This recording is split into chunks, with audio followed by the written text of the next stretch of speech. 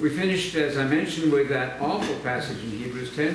If you're showing your friend something along the lines of universal salvation doesn't seem to work on this passage. Hebrews 10:26, we read it last week. I won't read it again. We're up to verse 8, Hebrews 11. Did we do any of Hebrews 11? Yes. We did Yes. the start, the Yes. first couple. But we didn't mention the word hypostasis, which I have written. Which word was? Now faith is the assurance of Oh, yes. hypostasis. Yes, it is. Yeah, well, it means the basis of something, right? It belongs there in the New Testament. Hypostasis was later the word they used for the Trinity. Three Yes, hypostases in the Trinity. That's nothing to do with it. Simply means assurance. It's what is substantial, the underlying thing, hence assurance, the basis, you could say, right? Faith is the basis of things hoped for. We certainly mentioned Colossians 1, 4 and 5 there, which says that your faith and your love are based on your hope, because of your hope. So if you are in charge of a group and you think that the faith and the love of the people is weak, you don't pound on them to have more faith and love. Try getting the hope clear. Because hope, according to Colossians 1, 4 and 5, is the root of, the foundation of faith and love. And this is what this chapter is getting at. And this is how the people of old were approved. Isn't that great? Look back on people who've been through the journey of faith and I suppose learned the lesson. Isn't that powerful? We're trying to follow the example. I was reading last night about Gideon and Barak and who else? Deborah and Jephthah. It's a story to bring tears to your eyes. Apparently he killed his own daughter. Apparently. I'd like to get away Oh, around the it. guy coming back from battle? Yes. Yeah. But he's a hero of the faith. They took their vows with utmost seriousness. Reading the book of Judges, it's another world, you know, it's an awfully brutal world. And Sisera, how about the lady who hammered a peg into the man's head? She's listed too. I can't compete with all that, I mean, I can't deal with all of that, but it's scripture for me. Quite clear. But brutal, a lot of it. So, let's move then beyond 8 is Abraham. Yeah. Abraham is the key person. When I read this, it strikes me that God does use individuals in extraordinary ways. How about David, who is mentioned 1,100 times in Scripture and all the Psalms? And he was a man after God's own heart. He was the... How many boys did the father have there? David was the 8th. Please note, 888 is the number of Jesus. The 8th of 8 boys. And they said, he's just a little chap looking after the sheep out there. He's not. You know. And Samuel said, we will not sit down till he comes. You see the sense of awe there? I love the story of Abigail, who gets off her donkey. She meets David coming the other way. She gets off her donkey. She's got a rotten husband. She's honest enough to say he's an idiot. He's a fool. And he died of a heart attack shortly afterwards.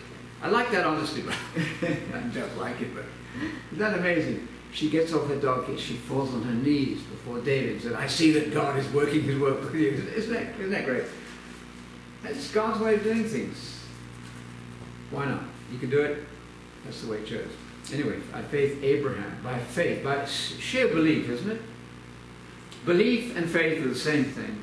You either believe the words of Jesus or you don't. I love the text in John. Help me out, Sarah. Where's this?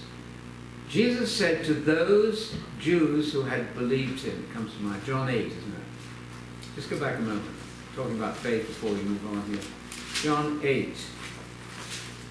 Jesus said to those Jews who had believed him, am I in the right place? 840. 841, is it? Aren't we writing saying no? No, 841 of John. No? What My exactly memory is failing me. Jesus said to those Jews who believed him. 31, as I was needed there. 8:31. Listen to this one. So Jesus was saying to those Jews who had believed him. Have you got it? Believed him. Isn't that simple? Not even believed in him. So what do they do out there on all the sites that you could engage? They all say, believe on the Lord Jesus Christ and you'll be saved. Well, first of all, believe on is nonsense in modern English. Don't use it. Secondly, to believe in Jesus is not different from believing him. Right? And that John 8:31 shows it. Jesus said to those Jews who had believed him, what did he say? Read on for me, Sarah, after that. If you abide in my word, then you are truly disciples of mine, and you will know the truth, and the truth will make you free. Marvelous.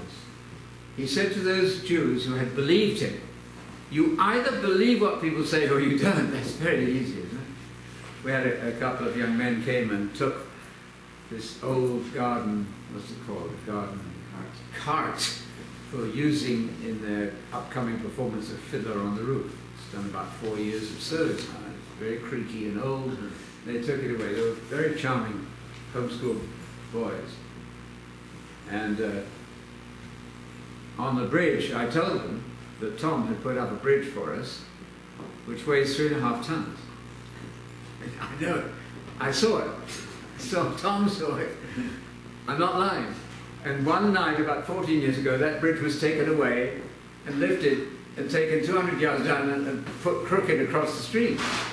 Barbara came in one morning and said, the bridge is gone. What?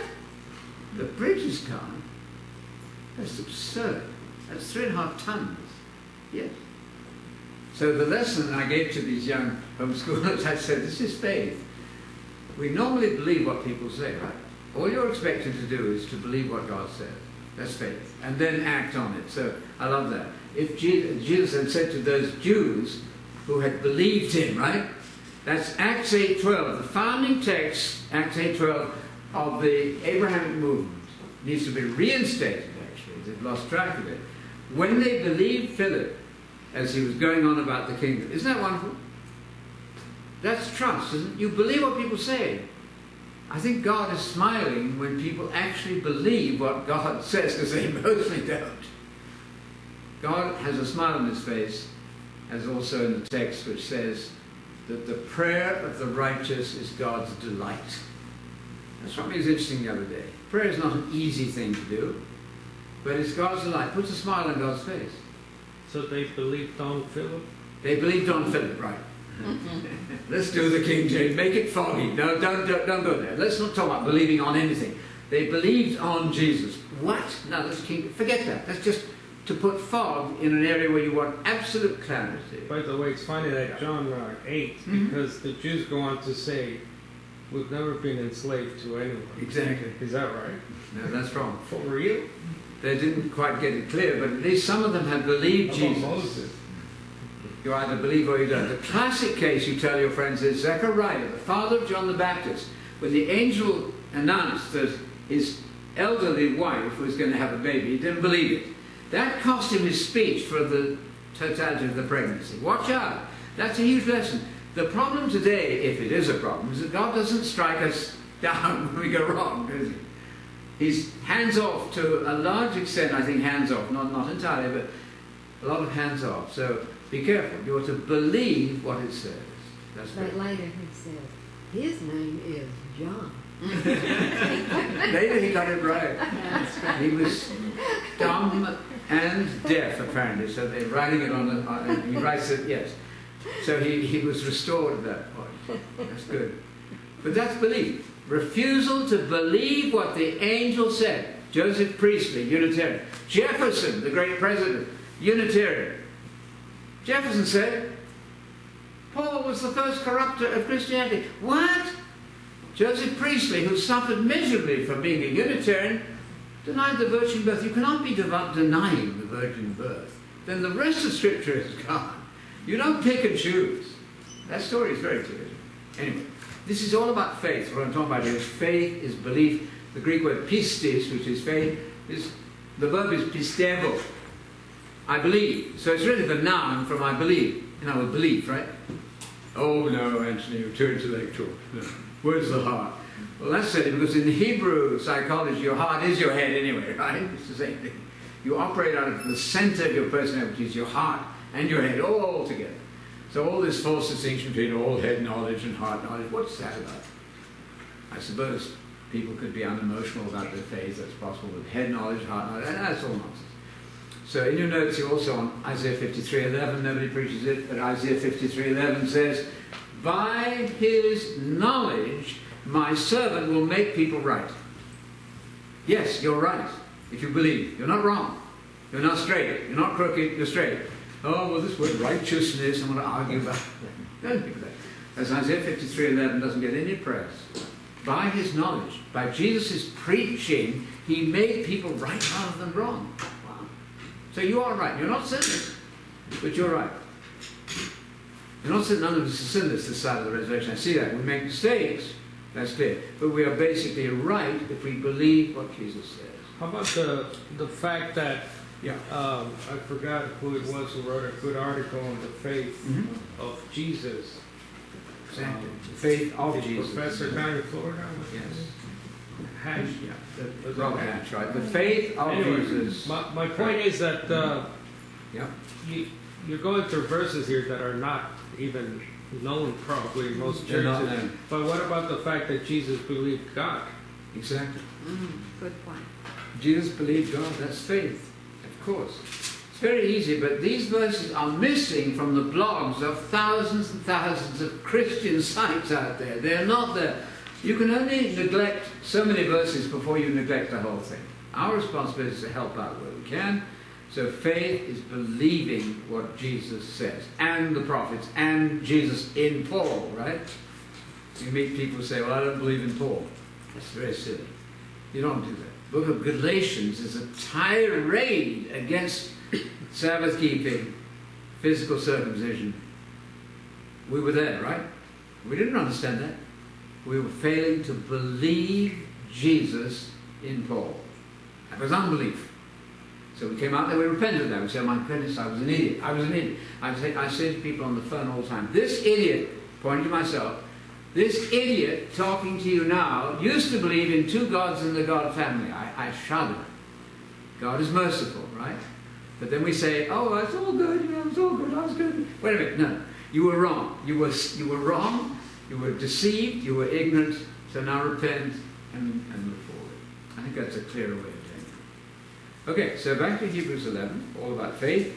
Abraham then is the founder, what do we say, the founder, like a new couple.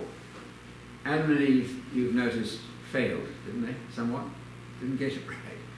So after 11 chapters of disaster, including the flood and the Tower of Babel, how well did we do as a human race?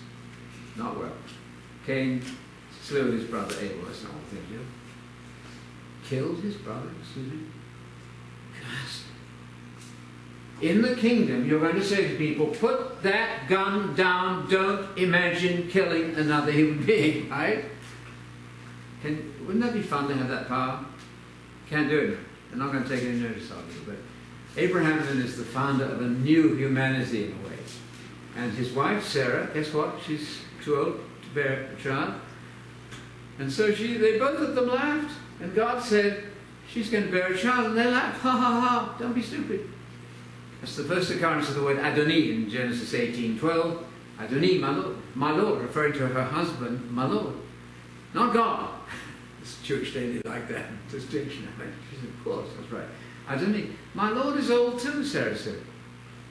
You kidding? I have a baby? This is absurd. Lack of faith, right? That's marvelous. Failure to believe what God said. That's very easy, isn't it? I guess as you get older, you get senile or simplistic or something. It strikes me as being very clear. I have a question. Yes, please. With regards to the gentleman that doesn't believe the virgin birth. Yes. How does he handle this with Sarah at her age having that child? Because it's in the same chapter. Yeah. And then the angel says, well, nothing's impossible. No, of course. So how does he doesn't ignore one verse and say, well, does he believe that this happened? I mean, that would be a way to approach it. I mean, you have to come to terms with the fact that when we're wrong in the system, we're mad. yeah. It's an insanity that people are out there trying to show me that echad in Hebrew means more than one. They've lost their brains, actually. But that system is very damaging. There's a lady on Facebook or email this week who has been trying to attend a Trinitarian church. They wound up with the police coming and throwing her out. I'm not kidding you. Don't underestimate the power of evil. Oh yes, the pastor said, you're welcome. You can come in here dear lady, as long as you don't mention that you're not a Trinitarian. Well, unfortunately she did in the Sunday school lesson. It wound up with the police having to bundle her out of the building. And I'm saying, don't go there. I'd suggest you don't go and sit. Come on. You haven't taken seriously the fact that the Jesus they're doing is a different kind of a Jesus than yours. Something like that. So I think the answer is, it's simply inconsistent. We've all been there, haven't we? We've all been there. But you come along and by the grace of God, you just get their eyes open. Maybe not, if you try.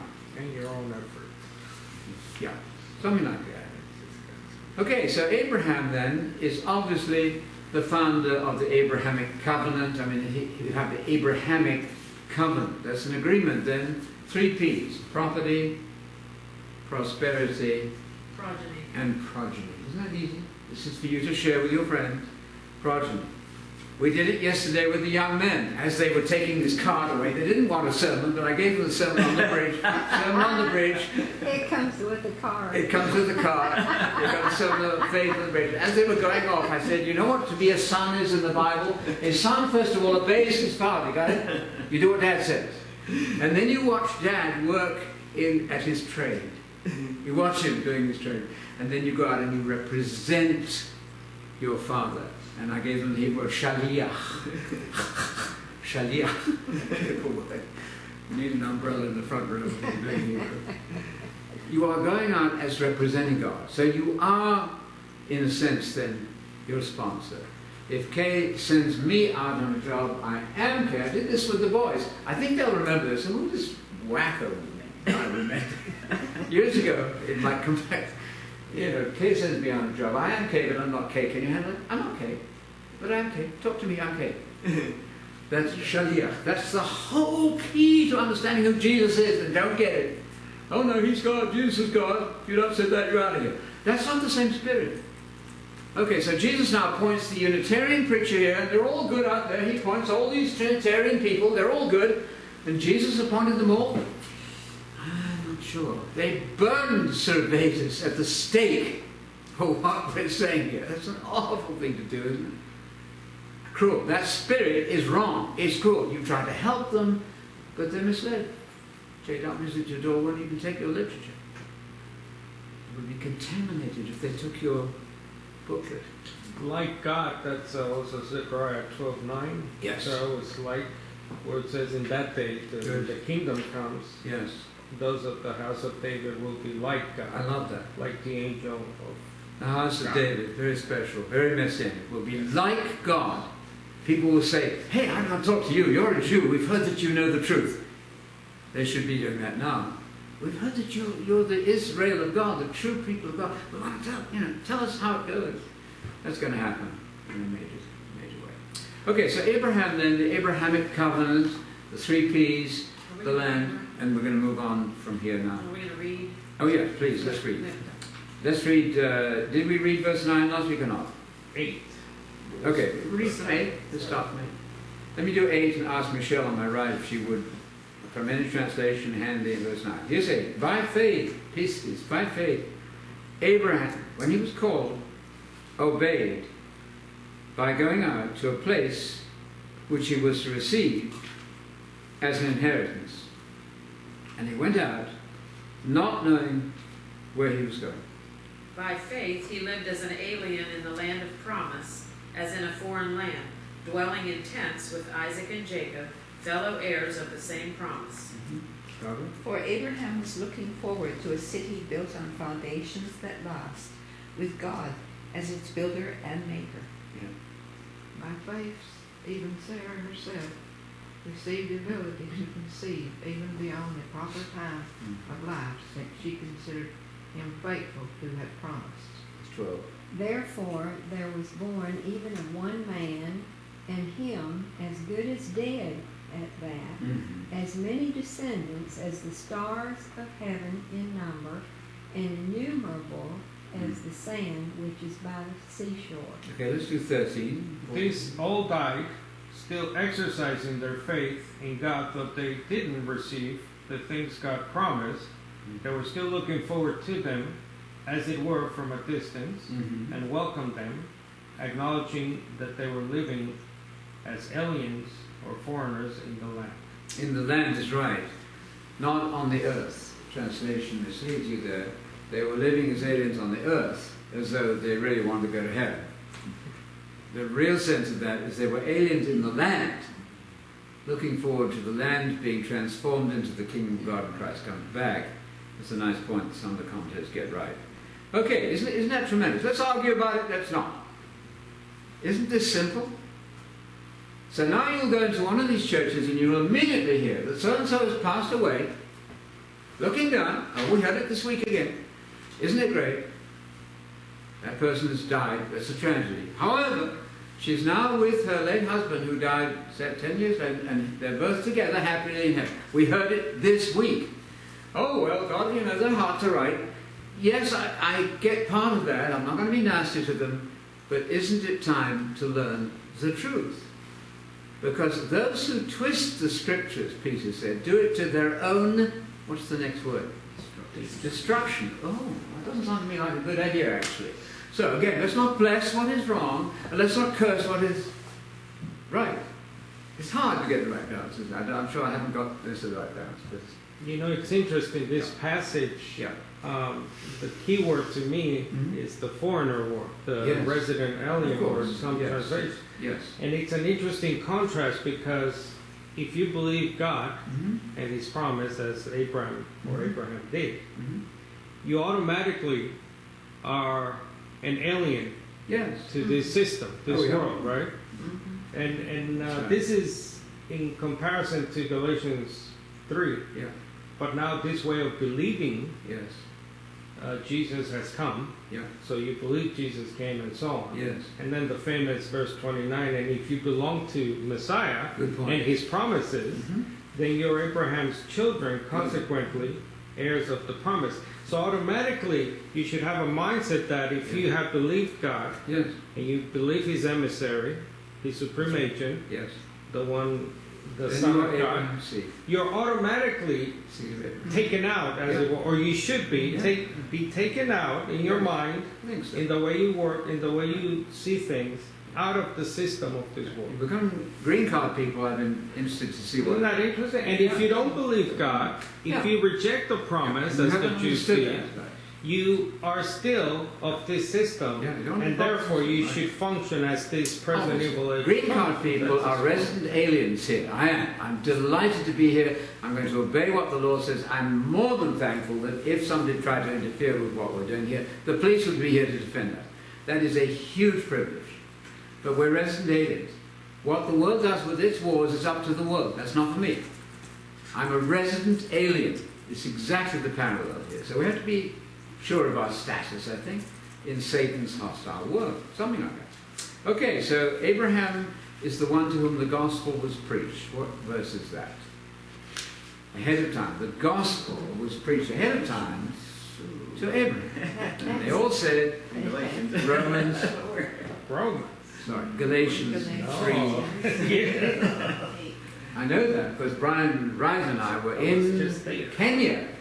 And they had their Friday evening meeting. It wasn't a Sabbath thing at all. The Friday evening was entertainment. That means go and have the Bible preached to you on Friday evening. And Patrick, I've told you this before, but Patrick marched up and down and sang the same song. I think I counted 5,000 times, but nearly. Anyway, repetition. But when they finished all of that paragraph, they looked at Brian and me and said, "Get up there and preach." We looked at, I remember quite well. I looked at Brian Wright, good colleague of mine. This is the great, by the way, Galatians 3:8. The scripture foreseeing God would justify Gentiles by faith or believing, preach the gospel before to Abraham, saying, all the nations will be blessed through you. This is the great, to me now, the great wider hope verse. Absolutely, that too. It's wonderful. Very simple, but I never heard a word about the faith of Abraham being the gospel. You don't do that on radio. Anyway, that's wonderful. That's a fantastic verse. You like that? And totally unknown. I know. First time. So what are you going to do about this week then? Get in there and interfere with them. Ask them a question. They may not all respond with joy, but we have to get the conversation started. This hasn't started yet. Why aren't they talking about the Shema and the promise to Abraham? So that you like that verse. I sense that you really Thank Like that, you. thank you. Yeah. I should quit yelling. Not yet. Okay, so Can I also, just quickly while you're catching your breath, there's a good Cambridge Bible for School Colleges about the word foreigners. In secular matters, the word foreigner would mean a resident alien, yes, non-naturalized foreigner, yes. liable to legal removal at any time. Example, on outbreak of war. Yes, of course. So that was Galatians, the other one is so good. If you are Christians, you are Abraham's seed. Not physically, obviously, right? Spiritually, you're Abraham's children, and then you are heirs of the promise made to Abraham, which is land, property, progeny. Isn't that beautiful? This, you have to admit, this is not difficult, is it? Once it's explained, it's not difficult. It is a system. Don't tell me these people were so confused that it merits 30,000 differing denominations. Walk down the road, you've got the Methodists. Walk down, you've got the... They're not able to fellowship. Folks, something's gone wrong here. What are you going to do about it? I want you all to have the same faith, Paul said. One faith. Be perfectly united in one mind, 1 Corinthians 1:10. We are not there. That surely suggests that something's gone wrong. What's gone wrong is that the church fathers replaced the Abraham, Isaac, and Jacob fathers. You see that? Yes. We say, oh, we love those Greek fathers. All the councils and the fighting. Oh, the Nicene Creed, where we go into church and we say we believe in Jesus who was begotten, not made. Have you asked your friends what that means? If you have Nicene reciters, as you do in all these standard churches, they don't even know what it says. What does that mean? You go to church and before God and man you say, I believe in Jesus who's begotten, not made. What are you saying? And by the way, the church has replaced the promise. Of course that's Because now the early Catholic Church became the kingdom of God on earth. Of course. The Pope became its regent. Very So true. you're a citizen of the church now, Right. right? So you can go to war. You can do what the Pope says. I know. So- It's a mess. But most people are not interested in the history. No. Yeah, That's they're right. not interested in it. Yeah, no, you're absolutely right. But that's a quick way of being deceived, right? I thought that teachers of history teach history because they're impassioned with the idea. You need to know history so as not to repeat the mistakes. That's right. But nobody much knows anything about church history. Ask your friends, next opportunity, what do you mean when you say, I believe in the Son who was begotten, not made? I don't know. I ask people constantly, as I've played in various band things, but I'll say to the person sitting next to me, you're going to the local Baptist church. What does the guy preach about? I don't know. That's a typical answer. Wait a minute. You're more interested in your taxes than you are in what people do. We were there too, Church of England, sang well, loved the singing, old building. Didn't know nothing about nothing. You're going to have to repair this in some way, as far as you can. Okay, so moving on then with Abraham, heirs of the promise. It's all there, isn't it? Heirs of the kingdom God promised. Can I mention one thing first? Just Yes, to move please, on? go ahead, I know please. we can move on. No, that's fine. Randy says Yes. he likes your translation. I think he's in Galatians 3, like maybe Galatians 3:7. Okay. It is those who are of the faith who are the sons of Abraham. Yes, And he didn't say which verse, but I think he did that. that's exactly right. That says that you have it be not just faith, an arbitrary faith, Right. but faith in God. Absolutely. That's how you put it. And often, I was kind of thinking that when I read it too. It's very good. Some churches nowadays is faith. it's faith. But not just faith in Jesus. I've corrected it in my translation, and there are others that have done it too. It's the faith of Jesus. You have the faith of Abraham. You'll have the faith of Jesus. Exactly parallel. And now, when you say the faith of Abraham, you're not thinking faith in Abraham, are you? No. I would, you don't believe in Abraham as your Savior, obviously. But it's the faith of Abraham. Likewise, in about 4, 5, or 6 times in the New Testament, we're talking about the faith of Jesus Christ. Certainly, it's also faith in Jesus Christ. We see that. By the way, thanks to Randy online. Yes. Yeah, the paper is The Faith of Jesus by Robert Hatch. Yes. Very good. It's on our theological conference site. The faith of Jesus. I think the devil then has only one major trick. That's to separate Jesus from his teachings. It doesn't get any worse than this. Out there in the Honest Bible Dictionary, which is standard for all your Billy Graham friends, the gospel of the kingdom is not for you. That's not the gospel. The gospel is strictly grace, and Jesus died for you. Do you have to repent? No. That's a work. Don't do it. That's not me now. I'm not saying that. That is fundamentally wrong. It's just wrong, that system. Can you imagine saying that the gospel is not what Jesus preached? That's where they're at. You can look it up. You'll see it on 1,000 blogs and sites out there. Those people are very deceived. We were too. Help them out. Okay, so the promises. What else? Here. Sarah then got strength to lay down the seed, the Greek says. To lay down the seed, right? To make seed work for her. That's amazing. She got that strength through faith. Who was the other lady who conceived, rather surprisingly? Hannah. Samson's mother. Yes. Buzzard. Hannah. Samuel's mother. Samuel. Not Samson. Probably Samson's mother too. Also. She have an Another angel. one. Probably, but certainly Hannah. Hannah's song, by the way, in 1 Samuel 2 is just absolutely brilliant. It's all the faith and truth that you believe. Reason I remember Samson's Yes. stories because it's very similar to the Luke Very story. much. The Samson, the way Samson came about. Absolutely. Absolutely. And also Samuel. Yeah, no. God is in the business of producing supernaturally. That's wonderful. I understand that. Okay, what else? There was born, in verse 12, begotten, even to one man. The word really for what the Father does is to beget. Hence a mistranslation in Matthew 1:20, where it says that which is begotten in her, it should say that. And the translations usually have the word conceived. Now it was a conception, but it wasn't the mother's activity. You see, that's critically important. The Son was begotten, Matthew 1:20, brought into existence. We just killed the whole Trinitarian thing there. There's no pre-human, non-human Jesus. That's the wrong Jesus. It's the Jesus of imagination, who is a second God. That's not good. I even noticed that looking at the German, some of the Germans understood this.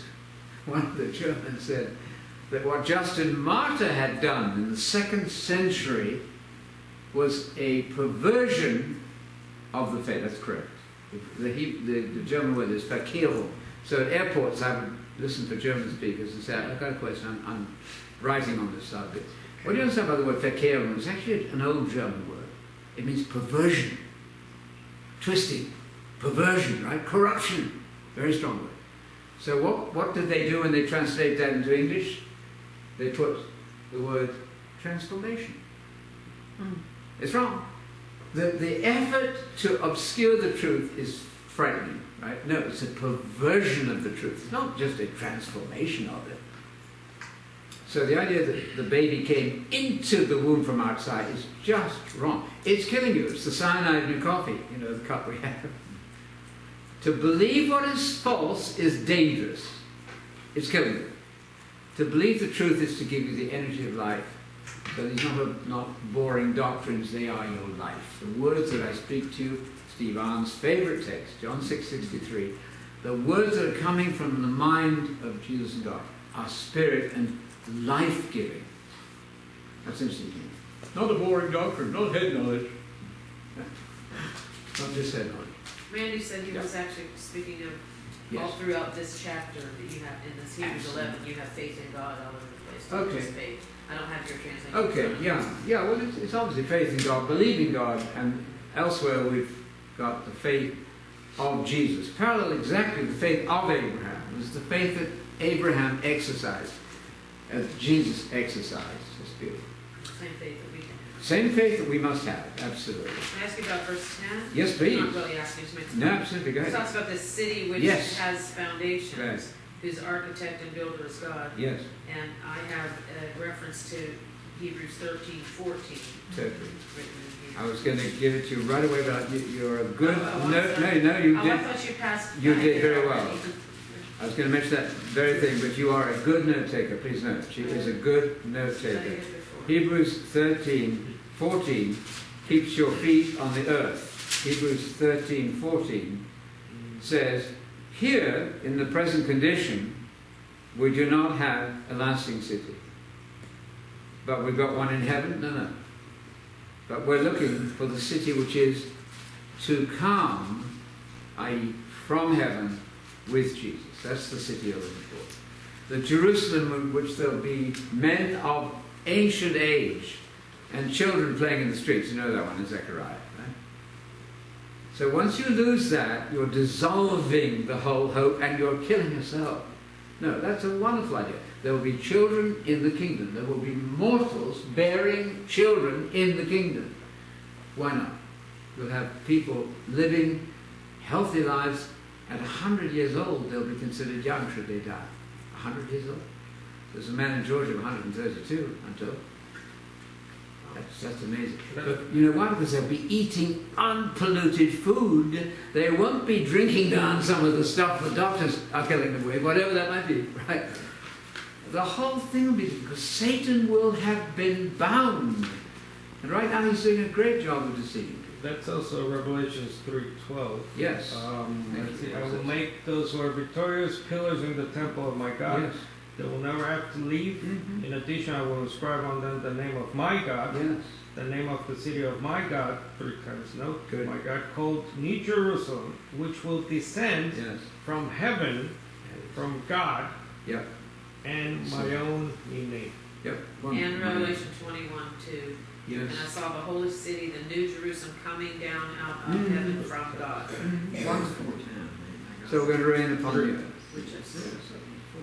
You've got your Harbour verses ready to go there with your friends should they inquire. Okay. That's great. Revelation 5:10, don't forget that one. God and Jesus have collected you together as a royal priesthood. The Abrahamic people were weak on this one. They thought that if you say Israel, you must only mean the nation of Israel. Certainly there's a future for Israel, we get that. But right now, don't give away your identity to an unconverted Jew, you with me? You are the people of God. You are the priests and the kings, Exodus 19:6. And there's one in Hebrews we just did recently, which struck me for the first time. Do you remember he talked about the new covenant? In Hebrews, he talked about the new covenant, citing Jeremiah 31, which is about the great tribulation in the future and the recovery of what I'd call our national Israel, right? And this writer has no problem applying it to you. Of course not. Because you're the advanced God of all those things. How do we express that? You could say these truths happen at different levels, you could say, right? You begin with Jesus, he gets resurrected first. Then you follow with the people of God. And then at the end of the 1,000 years, you've got all the rest raised. Different levels of fulfillment. Isn't that wonderful? Isaiah says, behold, a virgin, a young lady will conceive. Oh, well, she wasn't rich, but silly. We're applying our own wooden, non-Hebraic ways of thinking. For Matthew, he saw a parallel there.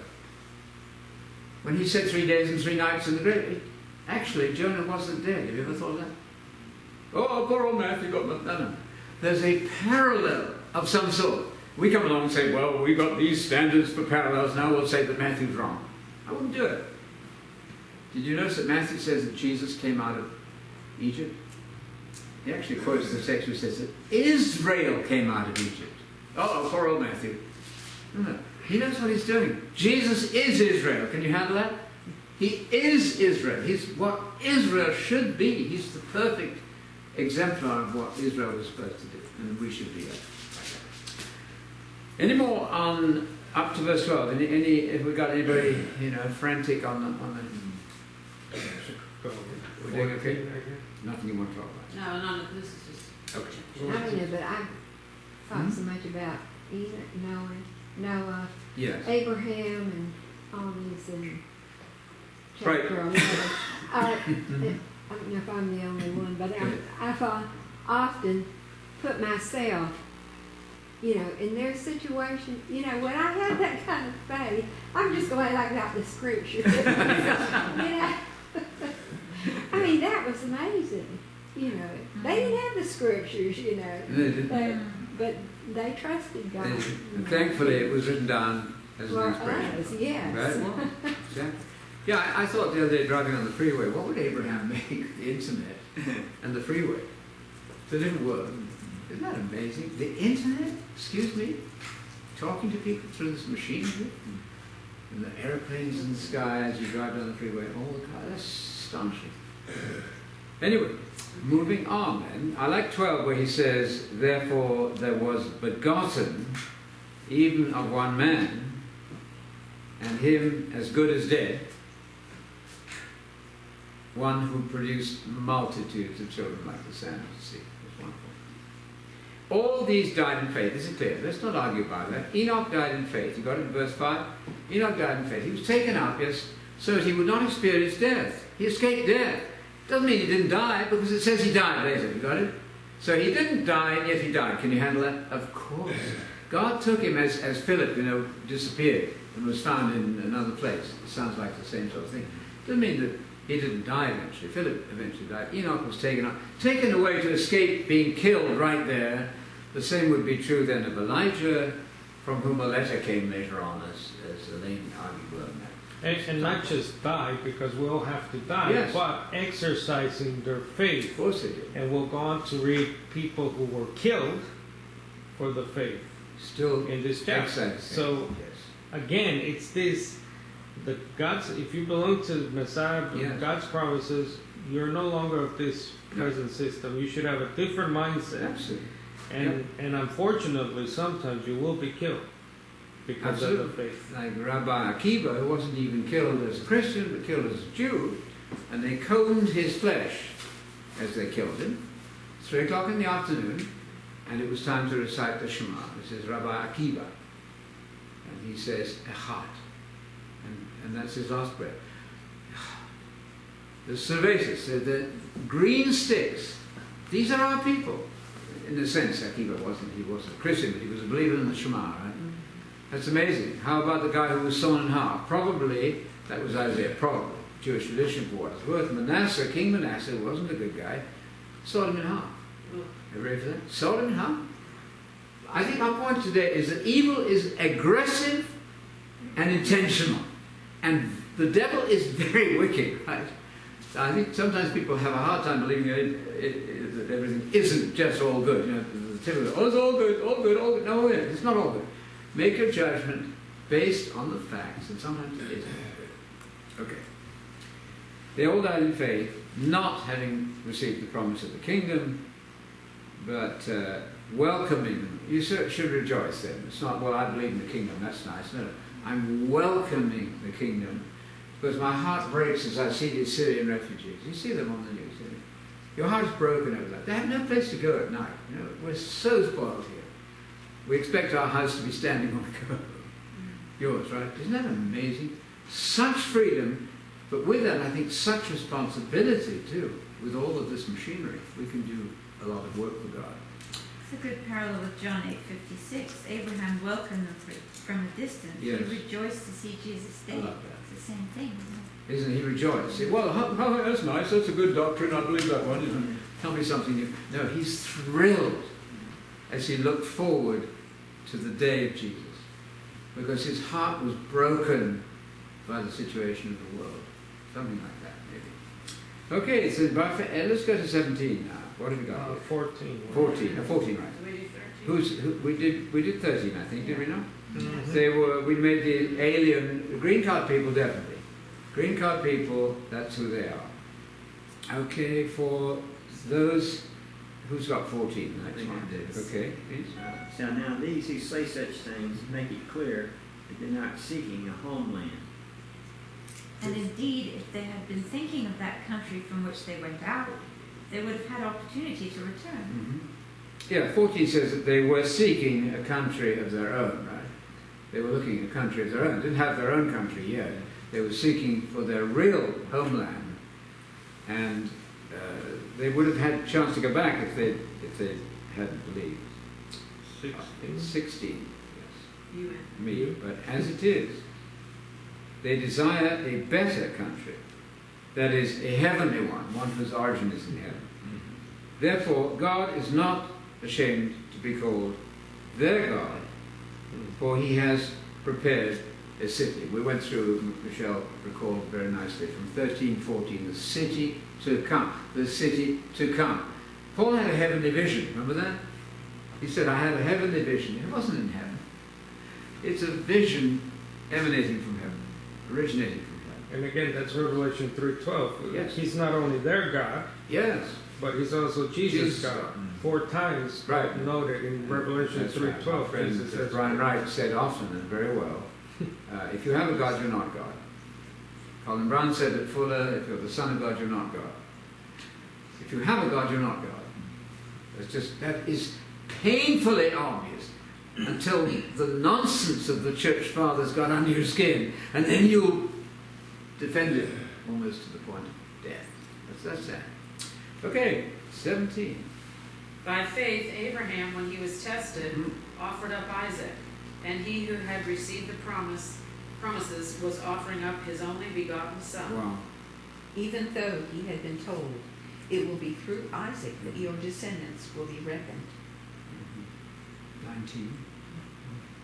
He considered that God is able to raise people even from the dead, from which he also received him back as a tithe.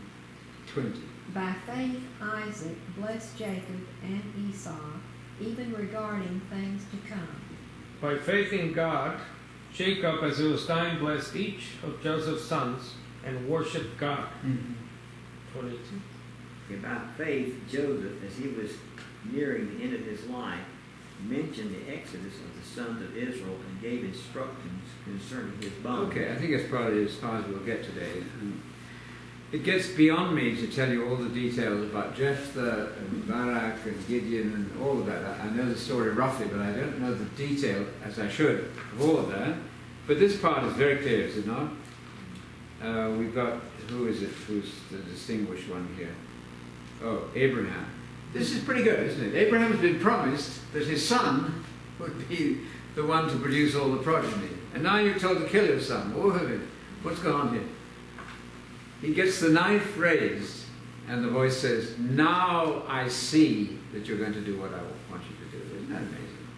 And there's a goat or something has caught its horns in the thicket, and they offer the goat instead. So he received Isaac as if it were resurrected from the dead. Isn't that right? That's brilliant. So, believed in resurrection. Sir, can you go through verse 13 Yeah. as opposed to 17? Well, all these died in faith, that's clear, without receiving the promise, that's clear. As opposed to 17. What about that? When it was... Abraham happily received God's promise. Oh, I see. Promises. Oh, of course, yes. Yes, Well, yes, there are promises in two levels here. There was an immediate promise, right, that Isaac was going to be the progenitor of all these people. And then there are the ultimate promises. Because some of them were fulfilled, of course. you have in your paraphrase promises, plural. Yes, sure. There are lots of promises, right. Yeah, and that's a good example. Sometimes people rather pick at that, they find a contradiction. No. There's a whole lot of promises. Some of them are future. Some of them are fulfilled. In fact, it says that they received the land in the Old Testament. They did. Within certain limits. It wasn't the end because they got kicked out of the land, right? They did receive the promise of the land when they went into the land. But that's not the end of the story. Think broad, think big, and the story is not over yet. So yes, he received one promise and had lots to come yet. I love this idea then, that he was tested. This is the open theism text that people use, maybe with good reason. Now I know that you're going to do it right. Does that mean he didn't know before? Fine. If that's God can do it, he can choose not to know. I don't get into that. That actually appeals to me, but I'm not going to force people to believe that.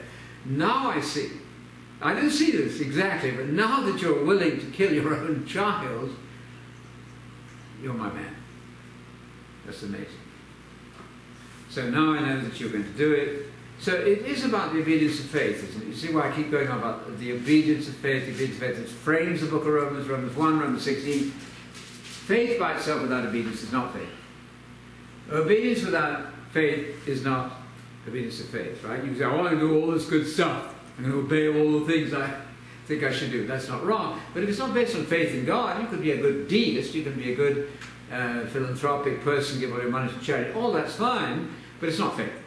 It's not the obedience of faith. So all the time about law and grace is so tiring out there. Big fuss about nothing. You do what God says, get on with it. You do it in faith in Jesus and so on. Obedience of faith. The use of the word exercise in 17, is very interesting because so often we think of faith, you know, you either have it or not. Mhm. But it's not static. You can grow it or you can diminish it. Absolutely. And it also ties in with the obedience of faith, which It is a does. very active That's right. thing. So that once saved, always saved is a falsehood huge. Our good friend Kenneth LaPrade, ex-Way International, repented all of that nonsense and is writing very well on the not once saved, always saved. Sean does very well with that, Sean. It's complete nonsense. You saw the thing about Pride where he says, imagine a race where the gun goes off and then they all pin labels or medals on each other, right? Having gone 2 yards down the line, they all jump up and down for joy and they pin medals. That's just silly. Jesus is God is frankly silly. Nobody in the Bible thought that God could be born. Got it? Nobody thinks, I've used this one, nobody thinks that the Queen flies the American flag over Buckingham Palace. I don't think she does. Did you think that the crown jewels were in the Isle of Wight? No. My point to you here is that sometimes we don't need to take this so seriously. No, well, these people are not going to... No, it's a madhouse. It was a madhouse for us to point the finger in the right direction when we believed that God, two gods in the God family. I actually wrote a paper on Elohim meaning plural. I wrote it. I threw it away the other day. Never preached a sermon on it. I was too scared to preach anything. I didn't preach, but I actually wrote a paper on Elohim. What? I did. Ignorance. God is merciful, right? He has mercy on our stupidity. He says, all right, now let's get this clear. Something like that. Okay. Then other things here. I like yes. Verse 17. 17. is kind of- What do you like about that? I'm sorry, verse 19. Yes, I meant 19. verse 19. Yeah, that's where I was. That- To raise people even from that the dead. this is sort of the definition of faith, Yes. really. It is. He considered that God is able to raise people even from the dead, which he also received in baptism. As a type, as a pattern. It wasn't literal resurrection. As a pattern. But he was willing to do that knowing that God said that this is through this child, That's right. all these things Yes. are going to happen. Now, but kill him. That's right. But, So- But in note a sense, that- he was resurrected from the dead. Not literally, but as a But pattern. note that Abraham, Yeah. you have in your paraphrase, had to thought it through. Yes. He Yeah. thought it through before. So Yeah. Okay. it's But that's his faith right there. and to Barbara's How much point his that- faith is. and to Barbara's point about faith is active, Very much. right? It's not just some kind of a blind faith No. Abraham had. No. He had to think it through. Absolutely. He analyzed the And he developed situation. under So pressure. that's, Yeah, through much tribulation. You know, if we would go around the small audience here and talk about tribulations, any of you ever been in any way, you know, any troubles in your life? It's a silly question. But through much tribulation, we're destined to enter the kingdom of God. You're training the Navy SEALs here. The elite people of the kingdom are going to have to be tried and tested, almost Yes. to the point of death. His faith overpowered his emotions. Totally. Mm-hmm. Right. Absolutely. Overpowered his emotion. Yeah, you would be just a touch emotional as you raise your hand to kill your own child. I would think so. Yeah, that's a good point. Okay, and I mean, sometimes death is the only solution. God is not healing all diseases all the time, is he? I don't see that. He could. He did a lot of that with Jesus and the apostles. When did you last raise the dead? You didn't. So where's your faith? I didn't find that the house shook this morning when we prayed. So I'm going to give up because God isn't with us. That's silly. No, God can do a special thing by raising the dead, literally. I'm not much impressed when I hear that somebody in India apparently raised the dead the other day. Well, big deal. Okay, maybe. Bring on the cameras. Are you quite sure? So what? I'm going to change my life. These miracles do. Okay. By faith then, Jacob, as he was dying, blessed each of the sons of Joseph. Who were they? Sons of Joseph. Ephraim and Manasseh. So the hands were crossed, remember that? And the younger one became the firstborn. Wait, Joseph? Sons of Joseph. Jake. He blessed both the sons of Joseph there. Jacob, Yeah. as he was dying, blessed each of the sons of Joseph. That would His be grandsons. his grandsons, absolutely. His grandsons, Ephraim and Manasseh. Ephraim came up as the top one. They crossed his hands and they said, oh no, you got this wrong. No, I'm doing what I'm supposed to do. And so he became the firstborn. He was not actually the firstborn. Right, relax. You could be the preeminent one in the resurrection. Jesus was. He wasn't born before Adam. That's silly. But he was the first one in the resurrection. Two meanings to the prototokos, Yes. in time and in rank. Absolutely. Good point. Nicely put. In rank. Worshipped.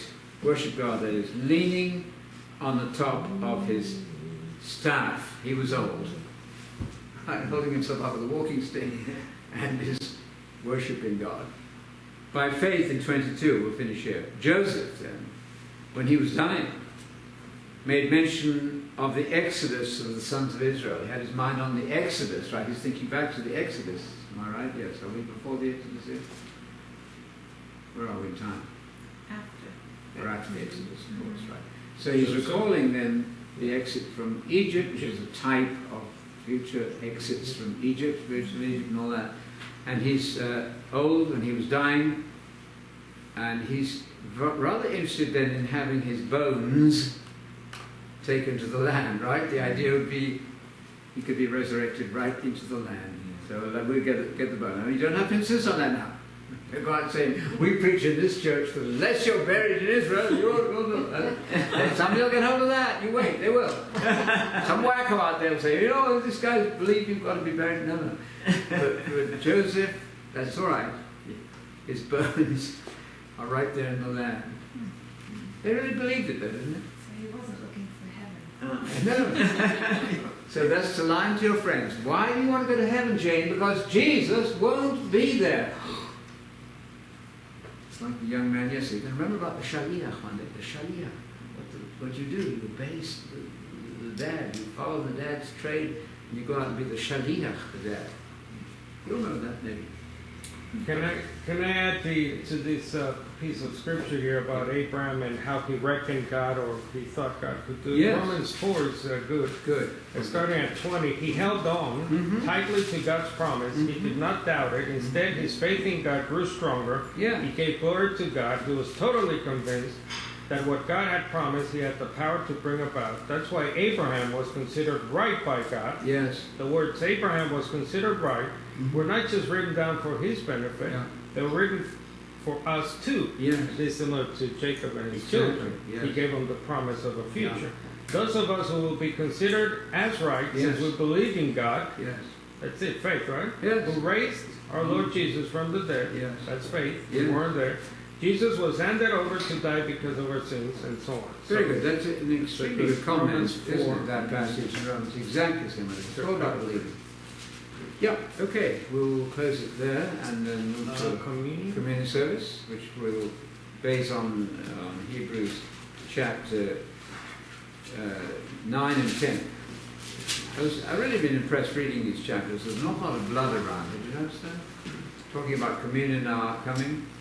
When all the words of the covenant had been given by Moses, they get bowls of blood, goat's blood and all of that, sheep's blood, and they pour the blood all over the words. Do you notice that?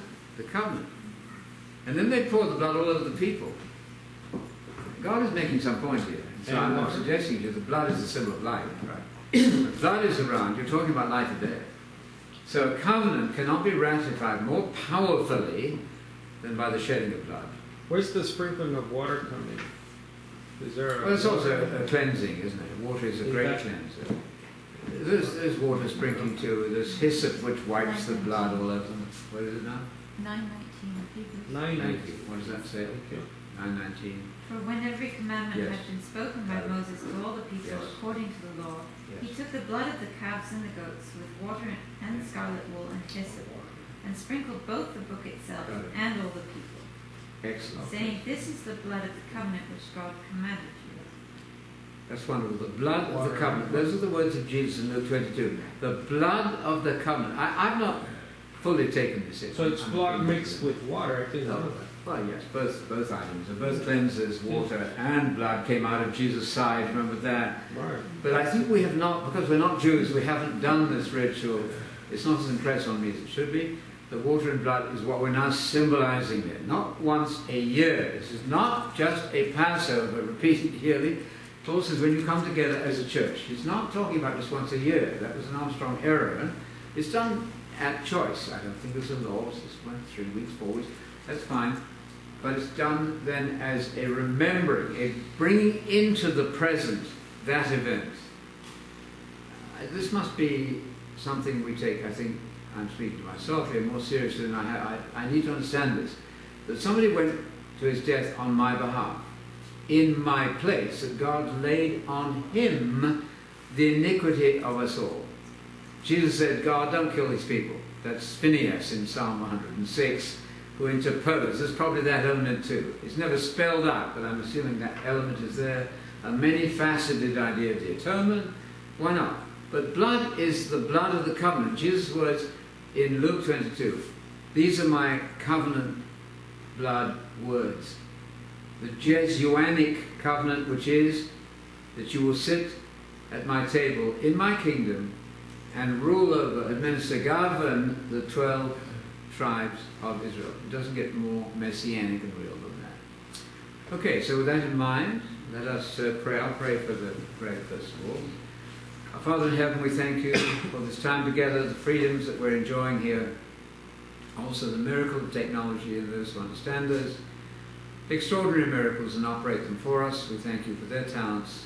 We thank you for the hospitality shown to us in this house and for all of the helps and aids that we have. Help us to take seriously the words that we have been reading in Hebrews 11 and impress upon us the seriousness of sin and for the need for each of us to come under the blood of Jesus, who died on our behalf, because without the shedding of blood, there is no remission of sin. So we're acknowledging the Messiah's agonized death on our behalf. And as we pass around this bread, this is his body broken for us, covering all of the errors and mistakes that we have made and do still make. And remembering then that we have the answer of a good conscience in baptism, initially, and also now in the Lord's Supper, that we can come before you and your throne in good conscience, that all of our errors and mistakes have been wiped away. So with that we pass around the bread.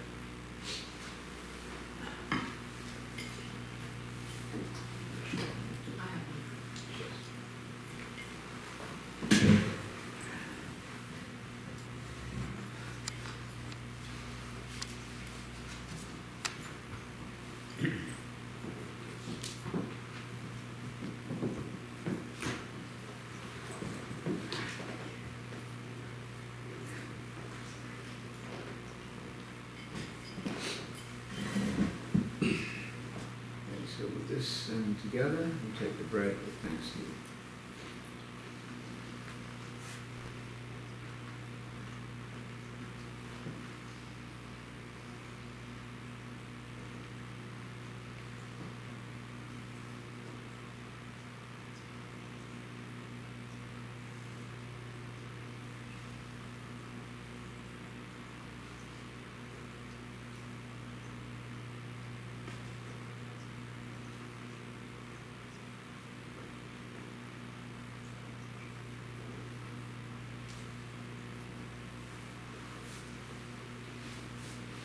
Now, Father in heaven, we recall the other part of that sacrifice, not only the beating of the body of Jesus broken on our behalf, but also the shedding of his very life, quite contrary to what he wanted for himself. We remember Messiah who even said that if this could not happen, this would be good. Nevertheless, not my will, but your will be done. And he allowed those cruel soldiers, those viciously hostile Jewish people, a certain number of them anyway, to actually nail him on a stake, torture him to death for about 3 hours. This would be then the sign that we are loved by you, Father, and by Messiah himself, that he's willing to give up his life and his blood on our behalf. So with that in mind, we now take and pass around the symbol of his blood.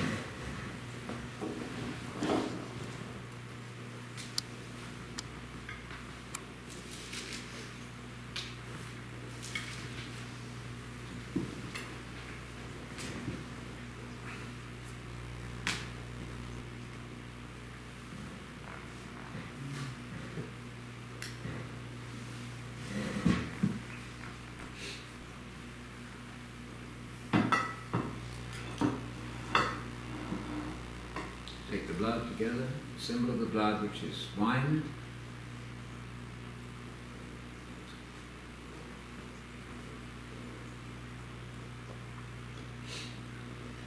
We thank you again, Father, and the Messiah, as we look forward to the Messianic banquet, when in that amazing event, the Messiah arrives at Sinai probably, marches in westwards, takes over the land, and there'll be a banquet on a huge scale. We're symbolizing that Messianic banquet. We look forward to that royal occasion.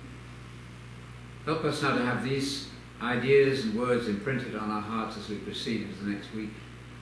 Bring us together safely. We thank you for everyone out there streaming with us. May they be blessed and enriched by their studies from Scripture. Our prayer is offered now, as always, in Messiah's name. Amen. Amen.